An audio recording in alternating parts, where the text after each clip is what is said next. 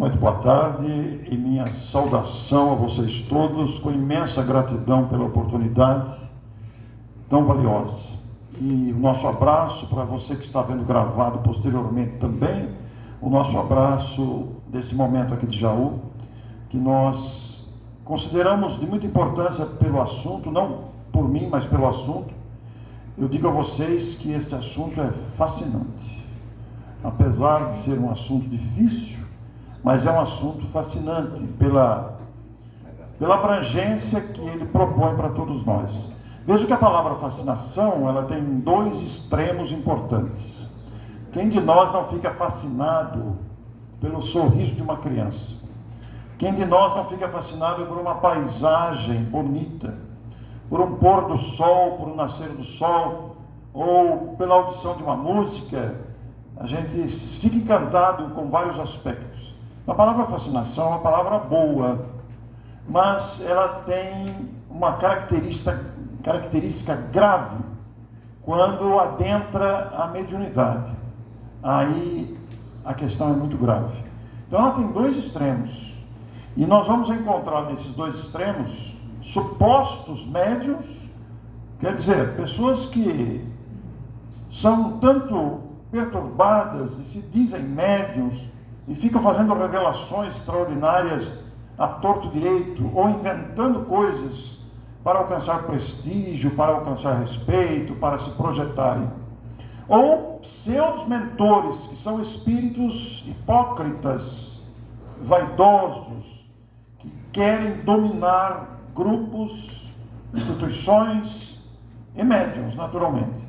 Eu quero dizer de antemão que, embora a gente vai citar muito aqui a palavra médium, esta abordagem ela não é específica para médium, porque todos nós somos mais ou menos médiums. Todos nós temos graus diferentes de percepção e, portanto, somos também influenciáveis, sejamos ostensivos ou não. Eu sou espírita de infância, sou da terceira geração da família. Está aí o Silvano, que está na mesma situação, Silvano de Mineiros do Tietê. Nós não somos médiuns, né, Silvano? Nada. Nós somos cegos e surdos, mas somos intuitivos. Intuição também é uma espécie de mediunidade mental. Então, esse assunto se destina a todos nós, porque todos nós somos mais ou menos médiuns, variando o grau de percepção de cada um. Allan Kardec fez essa afirmação em O Livro dos Médiuns. Ora, isso abre uma perspectiva imensa, porque todos nós estamos sujeitos a esse deslize. A fascinação é como uma areia movediça, ela é uma armadilha que a gente pode cair se não tomar cuidado. E nós vamos ver as causas e consequências. Nós temos uma frase que está no Evangelho segundo o Espiritismo, ilustrado por uma imagem que define bem o que é a fascinação. Olha lá, o cara está olhando para o espelho, para ele mesmo. Então ele se acha o bom, ele se acha o mais importante, ele se acha o mais capaz, o indispensável, o insubstituível. Pronto. Está fascinado por si mesmo. E olha o que diz o Espírito Luiz lá no Evangelho segundo o Espiritismo, capítulo 21. Desconfiai, o Espírito sugere, não sou eu que estou falando, está na codificação. Desconfiai dos que pretendem ter o monopólio da verdade. Então, quando a pessoa fala, eu sei tudo, eu sou o melhor, eu tenho experiência, eu já li isso há 30 anos, abre os olhos, abre os olhos. Desconfiai daqueles que acreditam ser o centro das atenções, daqueles que se acham os melhores. Então, esse assunto sugere a fascinação. Aqui está a capa do livro, fruto do nosso estudo sobre o assunto, que é um processo de obsessão. A fascinação é uma obsessão que faz perder o discernimento. É como se a pessoa tivesse uma venda nos olhos, ela não enxerga o ridículo ou o fanatismo a que se entrega em função da desatenção, da distração, e perde a capacidade de autoanálise. Então ela acha que tudo que vem dela é o melhor. Os outros não valem nada. É só ela que sabe. Então isso é fascinação. E o título, a capa, mostra aqui uma máscara, porque os espíritos que fascinam, os fascinadores, eles são como se fossem mascarados. eles chegam devagarinho, eles falam palavras bonitas, e eles usam terminologia própria espírita, mas no fundo a intenção deles é dominar. Nós vamos ver porquê no decorrer da nossa abordagem. E esse assunto saiu por causa de uma experiência muito peculiar. Mas eu quero dizer a vocês que todo o livro e toda a palestra e o seminário estão embasadas nessas 3 obras fundamentais, embora tenhamos algumas citações de outros autores. Mas, quando a gente fala em obsessão, a gente pensa no livro dos médiuns, né? Porque vai falar de médium. Mas vocês não acreditam a quantidade de informações que está no Evangelho segundo o Espiritismo que me deixou impactado. Eu volto a dizer, eu sou espírita de infância, estou muito acostumado a ler, a ouvir muitas palestras, já fiz muitas leituras, etc, etc. Mas eu fui convidado a fazer uma live sobre o capítulo 21 do Evangelho segundo o Espiritismo. Esse capítulo 21 é aquele capítulo: haverá falsos cristos e falsos profetas. É uma afirmação de Jesus: haverá falsos cristos. E nós vemos no Brasil a existência de alguns, me perdoem a expressão entre aspas, mas alguns malucos que dizem ser o Cristo.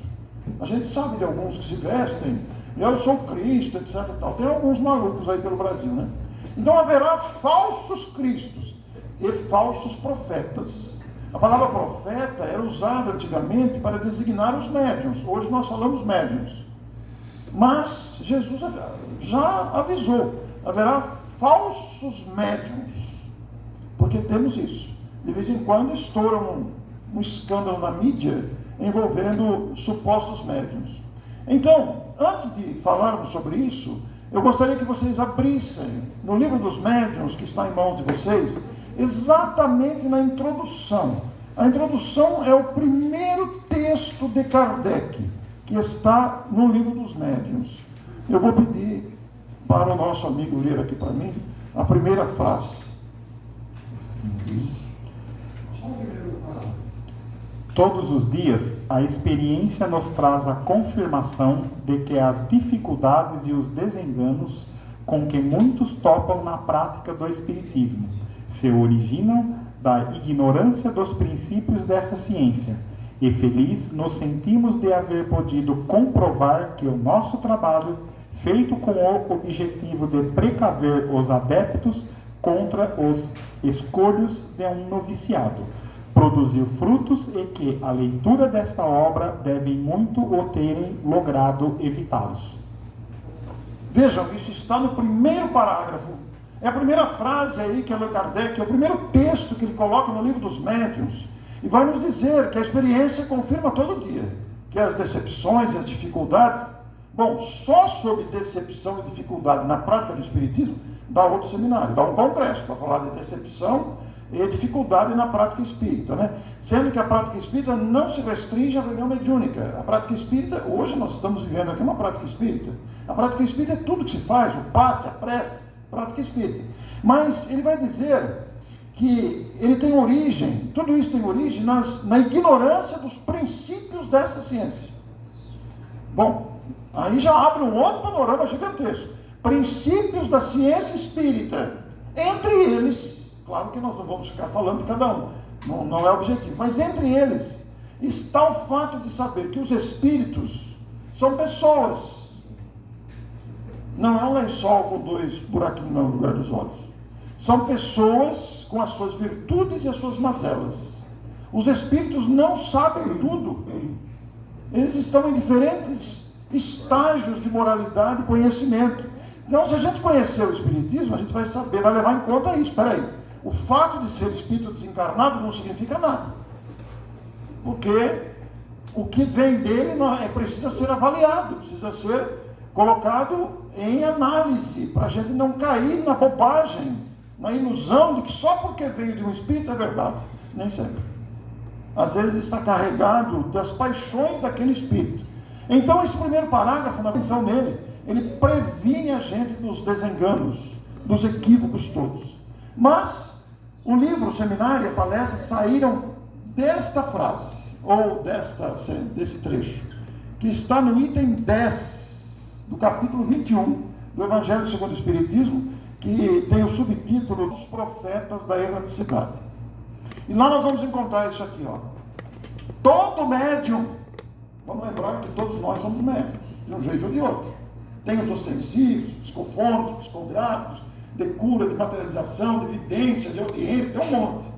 Mas tem os intuitivos, que não vê nada, não escuta nada, não produz nada, mas também somos influenciáveis. Então, todo médium e todo grupo, não necessariamente espírita, hein?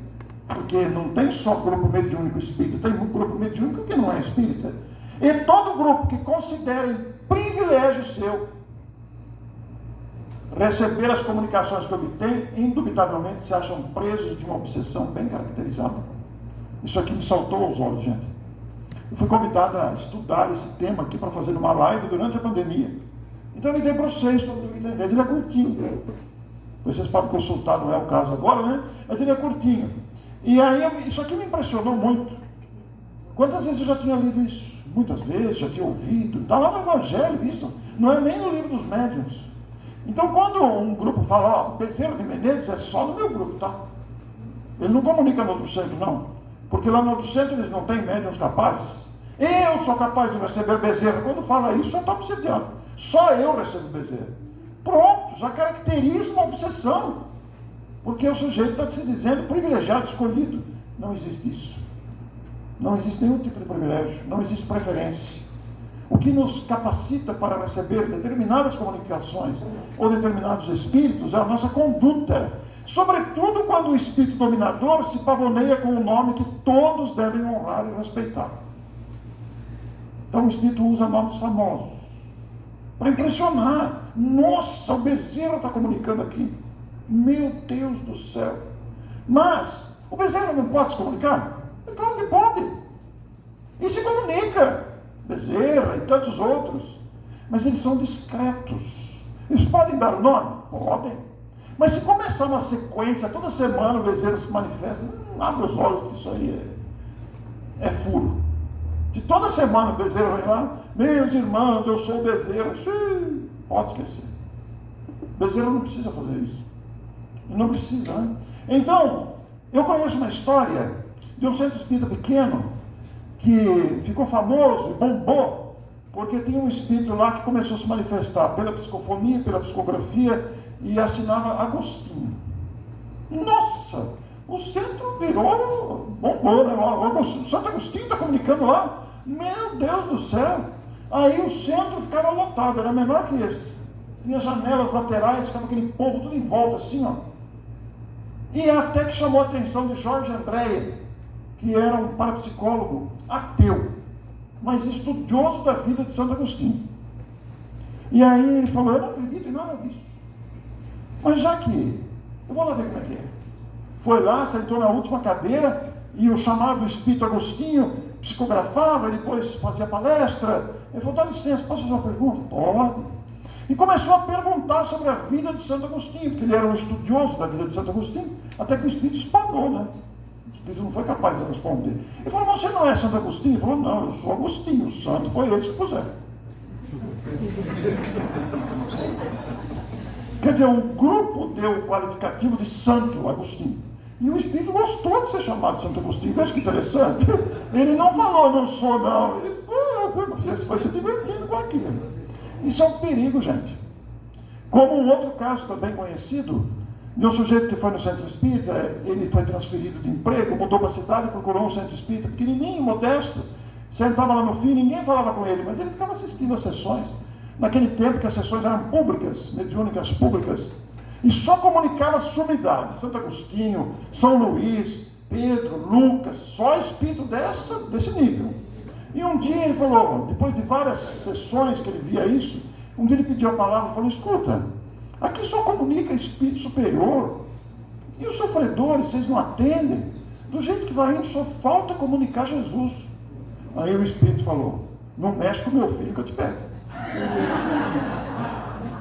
Era até Deus que estava comunicando.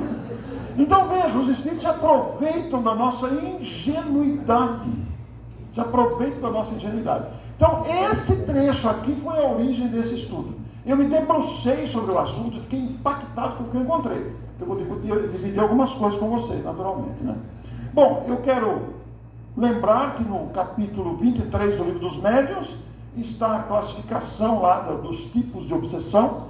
Quero sugerir para vocês, quem quiser fotografar a playlist ali, a tela, porque nessa playlist, Obsessão, Gustavo Ramalho, que é muito estudioso do trabalho de Kardec, da obsessão. Esse Gustavo é muito preparado, ele é de Conselheiro Lafayette, Minas Gerais, é um rapaz novo, como vocês estão vendo, mas é muito estudioso. E ele tem muita experiência no trato do assunto obsessão. Inclusive, eu deveria ter preparado isso, né? Mas é tanta coisa que ele tem que fazer, né? Colocar um QR Code aqui, né? Que facilita muito, né? Para chegar direto lá. É uma coisa que eu ainda preciso fazer. Então, nesse canal aí, Instituto Pega Chute, se vocês procurarem essa playlist Obsessão Gustavo Ramalho, tem vários recortes com trechos do Gustavo. E não posso deixar de sugerir também a Eulália Bueno, que é de Santos, São Vicente. A Eulália é uma referência no Brasil sobre mediunidade. Ela, particularmente, também é médium, mas é uma palestrante de nível altíssimo. E ali nós cortamos a entrevista com ela em 15 vídeos curtinhos. Em 15, todos curtinhos, para ela falar sobre mediunidade, a experiência dela, as sugestões, as recomendações que ela dá, né? Um trabalho belíssimo esse.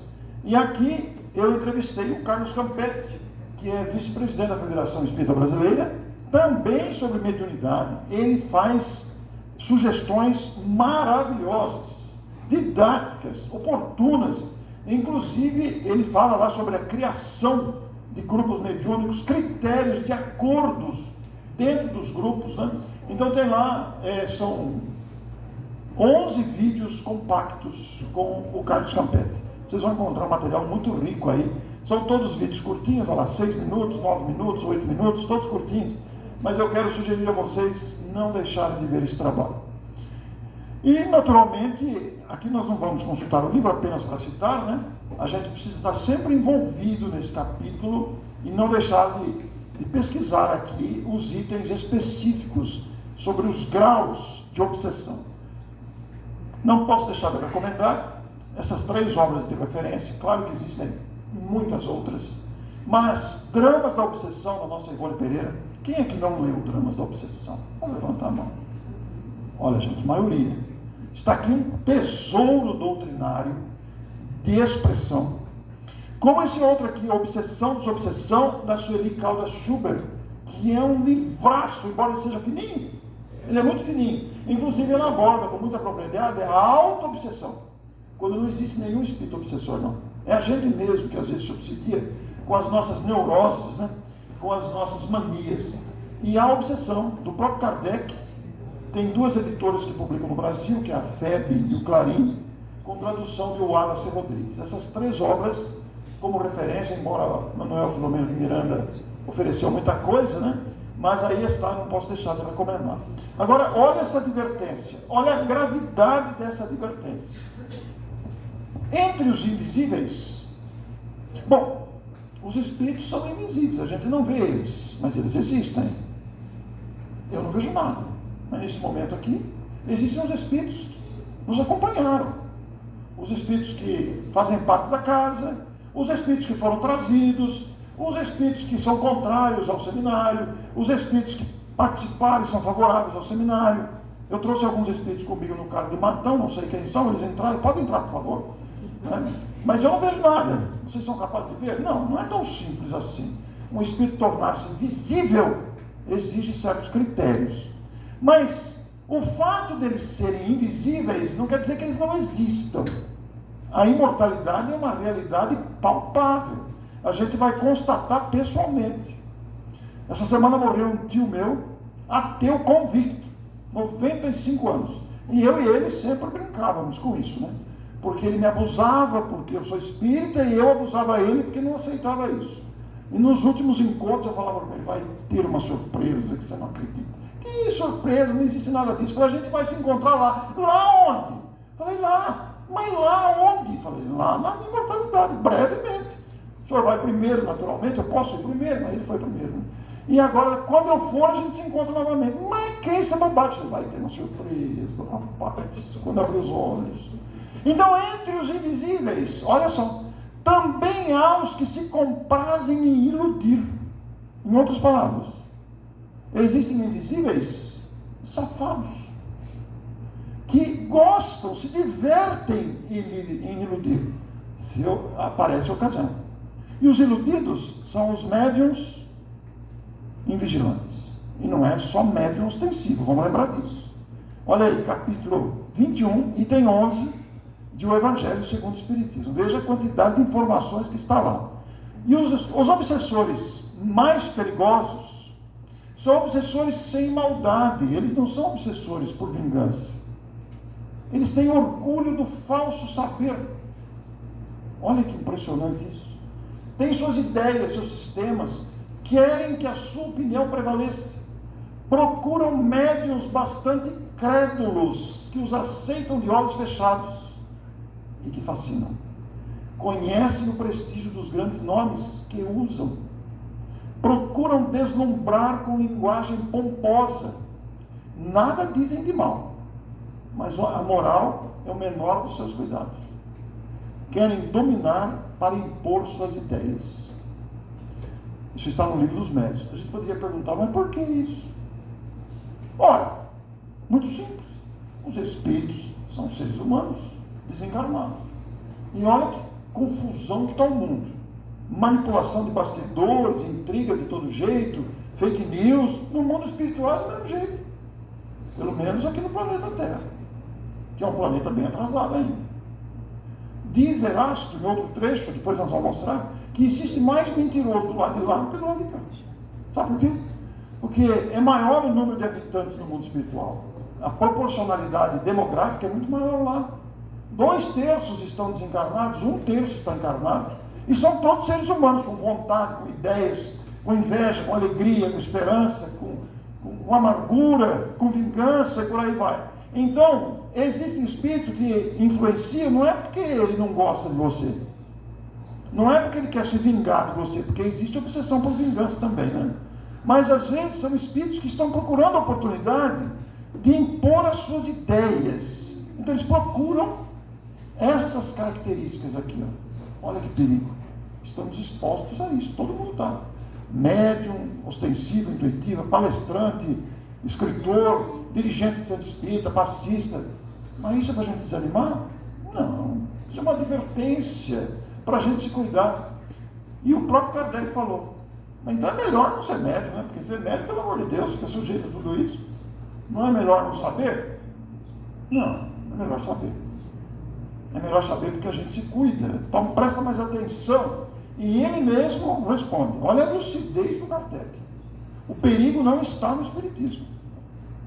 Claro que não. O Espiritismo é uma doutrina de racionalidade, de lógica. É uma doutrina com fundamentação científica, desdobramentos filosóficos, consequências morais. O perigo está na orgulhosa propensão, ou pretensão, que a gente pode substituir também, de certos médios para muito levianamente. Mas existe médio leviano? O que vocês acham? Claro que sim. Porque antes de ser médium, a pessoa é leviana. E se a pessoa é leviana, ela é leviana com a mediunidade também. O fato de ser médium é apenas uma possibilidade, mas o que prevalece é a pessoa. Se julgarem instrumentos exclusivos de espíritos superiores, olha o perigo aí, ó. É aquilo que eu já falei aquela hora, espírito superior só por meio intermédio, né? Então isso é um perigo. E nessa espécie de fascinação que não nos permite compreender as tolices de que são intérpretes, mesmo os que não são médiuns podem deixar-se apanhar. Olha, a gente não pode passar despercebido esse trecho aqui, ó. Os que não são médiuns, como é o meu caso. Quem aqui atua mediunicamente, ostensivamente? Vejam, a maioria não atua ostensivamente, olha que interessante. Mas nós não estamos livres disso. Vou dar alguns exemplos para vocês. Briga de torcida é fascinação. O sujeito foca que tem que se vingar do outro time e cerca a torcida na estrada, depreda o ônibus, taca fogo no ônibus. Quer fazer outra coisa? Fascinação. Aliás, feminicídio. O sujeito acha que a mulher é posse dele. Se ela não quer terminar o relacionamento, ele mata ela. Fascinação. Os terroristas suicidas que atentaram contra as Torres Gêmeas por uma ideia maluca, fascinação. Essa política vergonhosa do Brasil, fascinação. Fascinados dos dois lados, não estou defendendo nenhum lado nem o outro.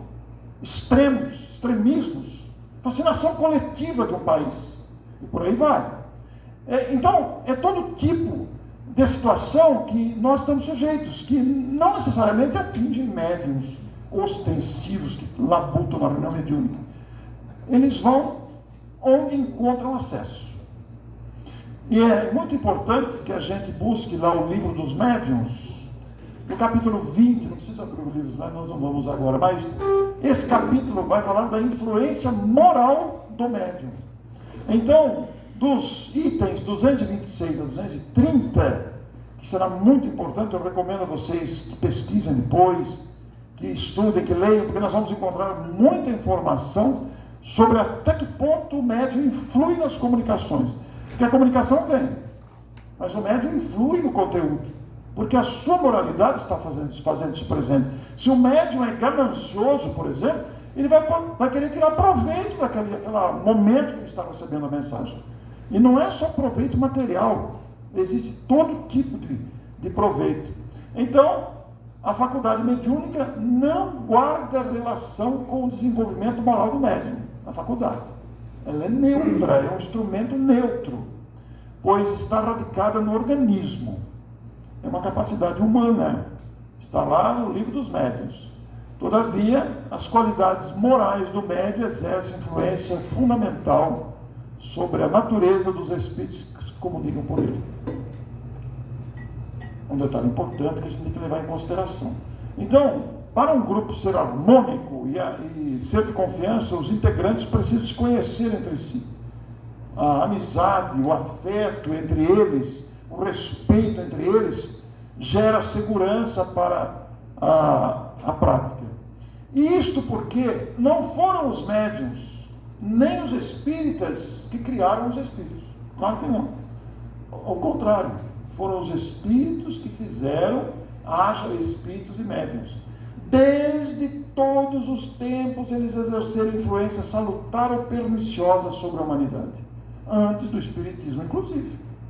A faculdade mediúnica não é mais que um meio de se manifestar. Olha, desde todos os tempos eles exercem influência salutar, com bons conselhos, com assistência, com curas, com intuições, com sugestões, mas também perniciosa, nos vícios, nas intrigas, na má influência que gera mal-estar. E aí, essa pergunta é fatal. Né? Então, por que existem os médiuns? Está lá no Evangelho. Instrução dos homens, mostrar-lhes o caminho do bem e conduzir-lhes à fé. Veja que Francisco Cândido Xavier enquadra-se perfeitamente nisso aqui. Ele fez tudo isso. Mas todos estamos chamados a essa tarefa. Todos, ostensivos ou não. Todos nós podemos ser instrumento de instrução. Todos nós podemos mostrar o caminho do bem com o exemplo do comportamento, o esforço dele e conduzir as pessoas à fé. Quantas pessoas não perderam a fé, ou dizem ter perdido a fé, por causa de outros inescrupulosos? Então a gente percebe aí a missão, a tarefa que está reservada aos médiuns ostensivos ou não, que na verdade somos todos nós. O Emmanuel vai dizer que a mediunidade é talento divino. Olha que resumo, que capacidade de síntese. É talento divino para edificar o consolo e a instrução entre os homens. Aqui está a finalidade da mediunidade. Através dela que a gente fica sabendo o porquê das coisas, a razão das questões e, naturalmente, a instrução que surge. Uma coisa que me impressiona muito é que tudo já está escrito. Nós vamos descobrindo gradativamente. Conforme a gente vai amadurecendo na idade, amadurece a mentalidade humana, a gente aprende isso, aprende aquilo, a gente vai descobrindo esses tesouros. E olha este convite. Os espíritos benevolentes e sábios convidam as criaturas para colaborarem com eles na obra de esclarecimento e elevação da humanidade. Olha que coisa bonita, que convite direto ao coração humano. Os espíritos bons, contam com cada um de nós para esclarecimento e elevação da humanidade. Quanta coisa cabe aqui. E isso não é exclusivamente espírita, isso cabe para todas as questões. Uma pessoa que age com honestidade, uma pessoa que age com gentileza, com respeito, ela está fazendo a humanidade se elevar. Então, tudo isso conta, eles influenciam no nosso comportamento desde que a gente esteja aberto. Mas alguém que é ganancioso, que é petulante, que é intrigante, que é agressivo, está impedindo isso. E Deus permite, porque nesse confronto de comportamentos é que a gente aprende. E aqueles que são joguetes da fascinação, novamente, olha o que diz Emmanuel, julgam-se mensageiros especiais, ausentam-se deliberadamente do estudo. Então são aquelas pessoas que dizem, eu já frequento a reunião mediúnica há 30 anos, eu já só vou na reunião mediúnica. Está equivocado. Porque a reunião mediúnica é apenas uma das atividades espíritas. Quando a gente se ausenta do estudo, a gente está perdendo a oportunidade de amadurecer na reflexão. A gente deve estudar, médium ou não, e a gente deve participar de oportunidades. Olha, abraçam exotismos contundentes, começam a inventar as coisas. De vez em quando a gente vê os exageros por aí, né? Acreditam-se na condição de intérpretes das mais altas personalidades da história. E olha o detalhe, não admite advertência. Supõe dominar o passado e o futuro.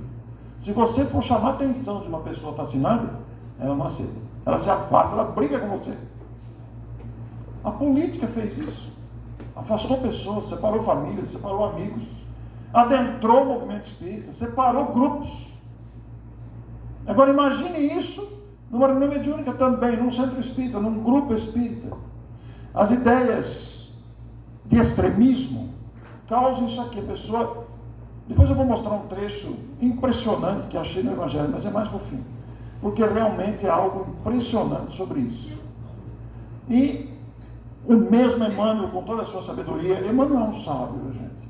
Emmanuel é um sábio. Para servir a Jesus, todos nós queremos servir a Jesus.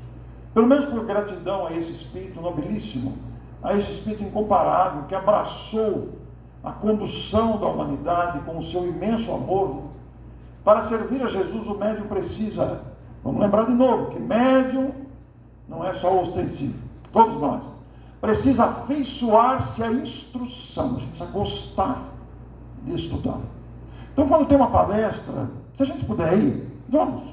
É em outro centro? Vamos, melhor ainda. Vamos prestigiar. Aliás, eu quero agradecer aqui a presença de Barra Bonita, de Dois Corpos, de Mineiros do Tietê. Bariri está aí também? Não? Bariri, como é que foi esquecer o mar?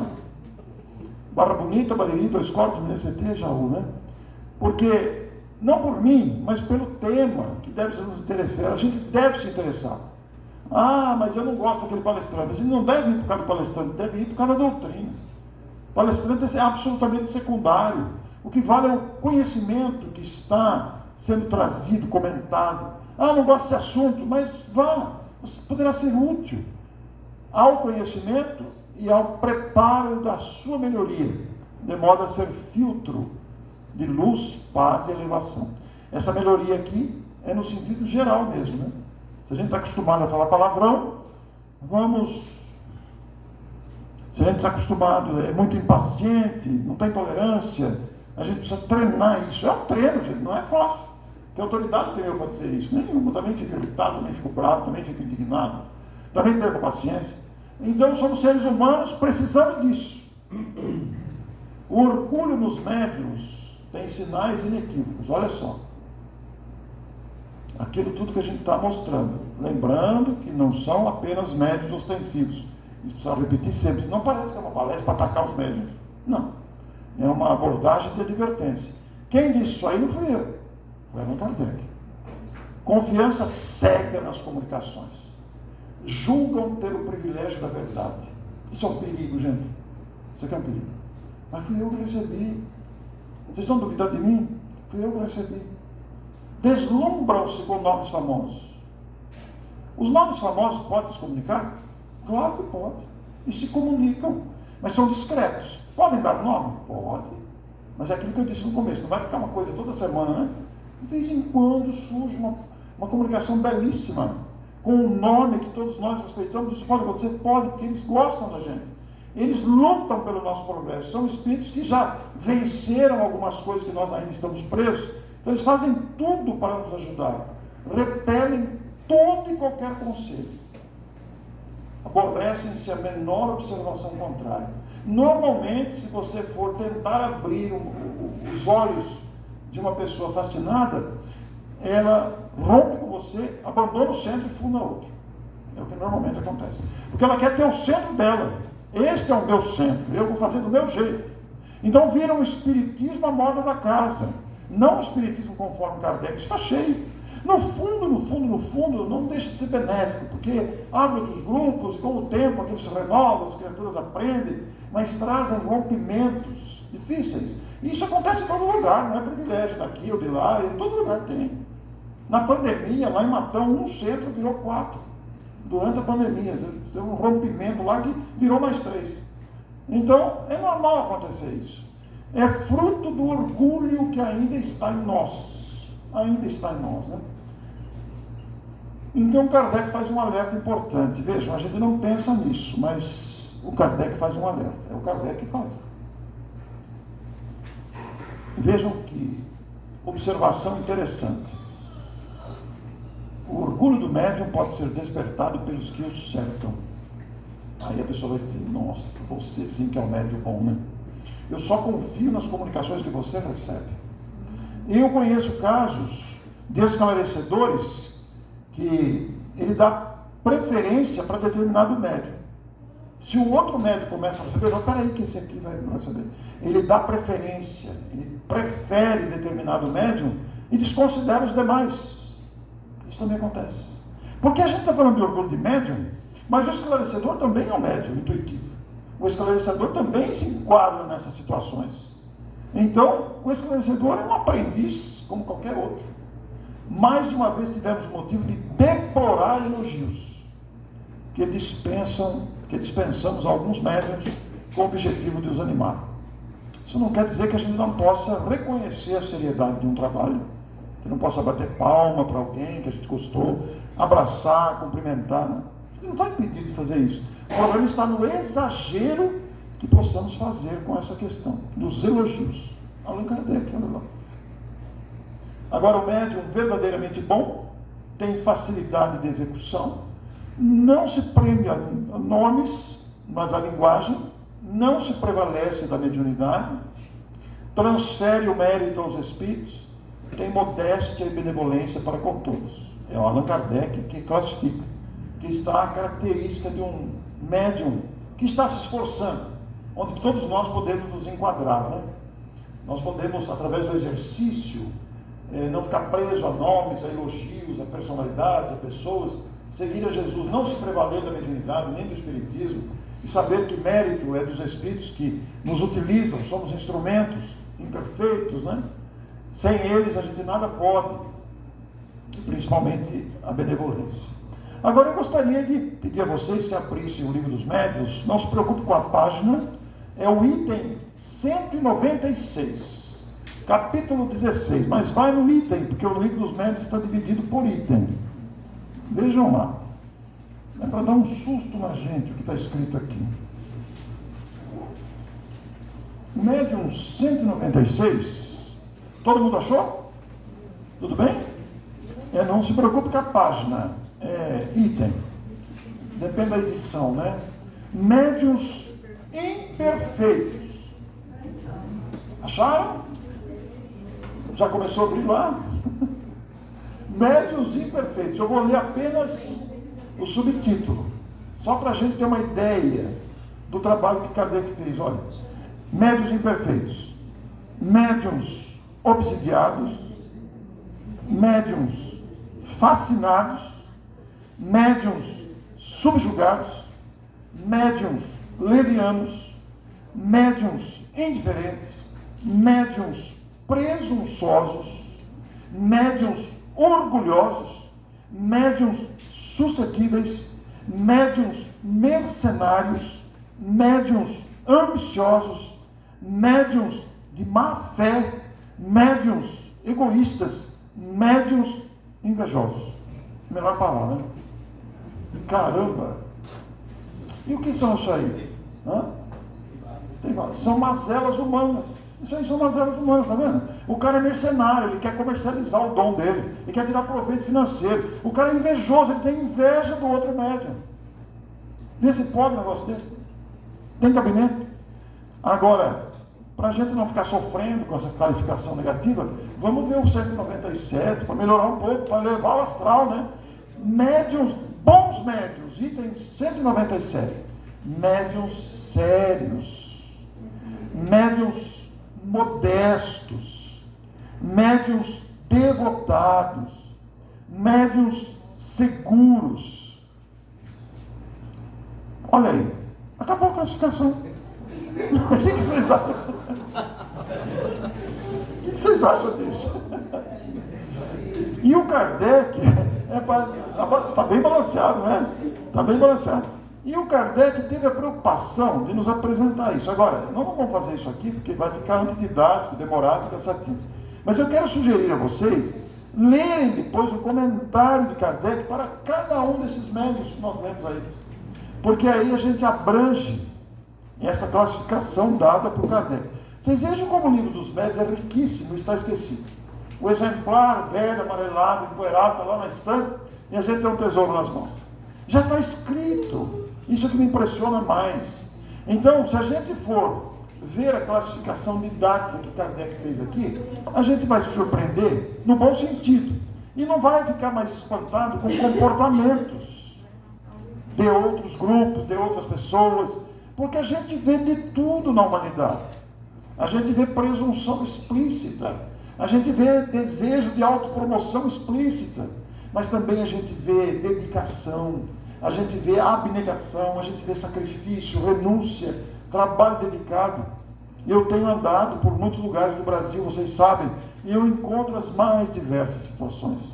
Mas digo para vocês, na sua maioria, pessoas dedicadíssimas, pessoas muito responsáveis, um amor espontâneo pela causa do Espiritismo, um amor que brota espontâneo para com a doutrina espírita. E a gente verifica normalmente isso com pessoas desconhecidas, que ninguém conhece. Por isso as minhas entrevistas eu procuro trazer entrevistados desconhecidos. Os famosos já são famosos por si mesmos, né? Não que eles não sejam importantes e que não sejam também classificados aqui como médiuns sérios, modestos, devotados, seguros. Tem muita gente boa, famosa trabalhando. Mas tem muita gente boa que não é conhecida, cujos exemplos precisam ser conhecidos. Agora, quase fazendo uma pausa no intervalo, daqui a pouco nós vamos fazer uma pausa, mas por que Deus e os bons espíritos permitem as mistificações, os enganos? Deus permite para experimentar a perseverança dos verdadeiros adeptos. Vejam, a gente tem decepção, a gente se decepciona com pessoas, com grupos, com situações, mas é por quê? Olha, para experimentar a perseverança. Então você vai abandonar, você não gostou do presidente, você vai abandonar o Espiritismo por causa do presidente. O presidente não representa o Espiritismo. Eu não gosto do Espiritismo, porque aquele palestrante, pelo amor de Deus, você vai se decepcionar com o Espiritismo por causa do palestrante? Palestrante não significa nada, é apenas alguém que perdeu a vergonha de falar em público, nada mais que isso. Eu tenho falado em minhas abordagens, sou uma pessoa como qualquer outra, com as mesmas dificuldades de todo mundo.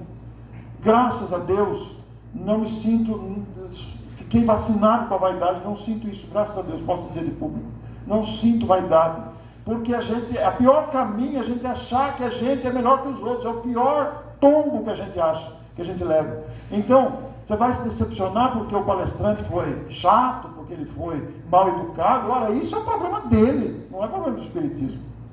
O Espiritismo é uma doutrina, os adeptos deixam a desejar. E somos nós, aprendizes dessa doutrina. Os bons espíritos permitem que o médium seja enganado, às vezes, que isso aconteça com os melhores médiums. Divaldo e Chico passaram por isso. Para lhes exercitar a ponderação.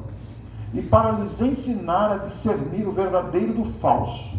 Depois, por muito bom que seja, um médium jamais é tão perfeito que não possa ser atacado por algum lado fraco. Estamos todos sujeitos, sem exceção. São avisos para que não se considere infalível e não se ensoberbeça. A pior coisa que a gente pode cair é se achar infalível. Nós não somos. Nós somos criaturas falíveis. Admitamos essa realidade. Então, caímos na questão aí dos pseudos mentores ou pseudos sábios e os supostos médiuns. Porque existem os médiuns interesseiros. Não são unicamente aqueles que poderiam exigir uma retribuição. Não se traduz sempre pela esperança de um ganho material. Há também uma intenção ambiciosa de toda natureza apoiada em esperanças pessoais. Os bons espíritos afastam-se de quem pretenda fazer deles meio para alcançar o que quer que seja e que não responda aos objetivos da providência. Já paramos para pensar o que cabe aqui? Objetivos da providência.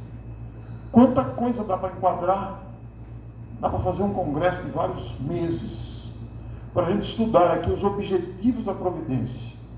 Então, essas questões todas nos levam a encarar com mais seriedade, porque os espíritos pseudo-sábios, está lá no livro dos espíritos, eles têm conhecimentos, creem saber mais do que realmente sabem. Linguagem pode iludir sobre sua capacidade. Iluminação interior. Misturam verdades com erros absurdos. Percebe-se, todavia, a presunção, o orgulho, a inveja. Ainda não estão libertos das mazelas humanas. Por quê? São espíritos em evolução. São espíritos ainda em sequência. Então, vamos fazer nosso intervalo e depois eu entro nesse caso aqui. Tá bom? 20 minutos? 20 minutinhos. Vamos deixar combinado todo mundo? A hora que colocarmos a música do Pai Nosso, a gente volta, né? Volta todo mundo pro salão. Ó, então nós vamos tomar o passe. Após o passe tem uma bolachinha, um pãozinho com manteiga aqui para quem quiser comer, um suquinho, tá? Após o passe.